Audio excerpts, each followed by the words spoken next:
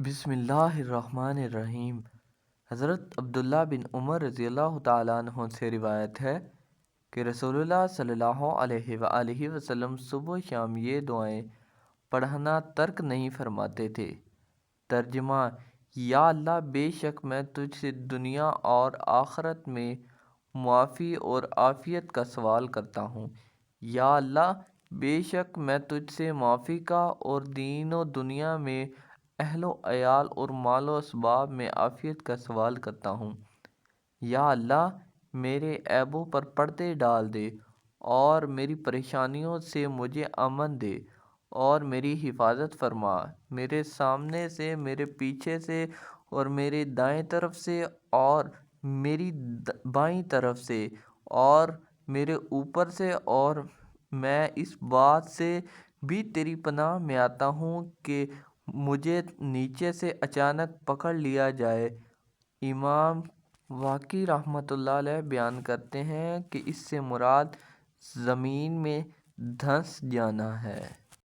حضرت بریدہ بن حصیب اسلمہ رضی اللہ تعالیٰ عنہ سے روایت ہے کہ رسول اللہ صلی اللہ علیہ وآلہ وسلم نے فرمایا، ترجمہ: اے اللہ، تو میرا رب ہے، تیرے سوا کوئی معبود نہیں۔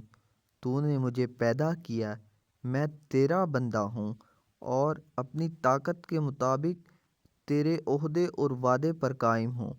میں اپنے اعمال کے شر سے تیری پناہ میں آتا ہوں۔ میں تیری نعمت کا اقرار کرتا ہوں جو مجھ پر ہے، اور اپنے گناہوں کا بھی اعتراف کرتا ہوں، لہٰذا مجھے بخش دے۔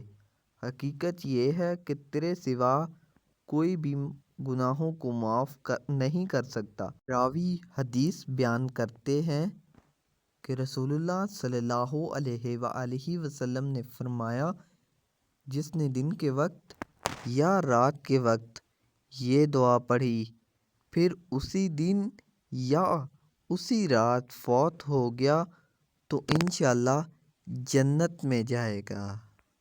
حضرت ابو ہریرہ رضی اللہ تعالیٰ عنہ نے نبی کریم صلی اللہ علیہ وآلہ وسلم سے روایت کرتے ہوئے فرمایا کہ رسول اللہ صلی اللہ علیہ وآلہ وسلم جب بستر پر تشریف لے جاتے تو فرماتے، ترجمہ: اے اللہ، اے آسمان اور زمین کے مالک اور ہر چیز کے مالک، اے دانے اور گٹلی کو پھاڑنے والے، اے تورات، انجیل اور قرآن عظیم نازل فرمانے والے، میں ہر اس جاندار کے شر سے تیری پناہ میں آتا ہوں جس کی پیشانی تیرے قبضے میں ہے۔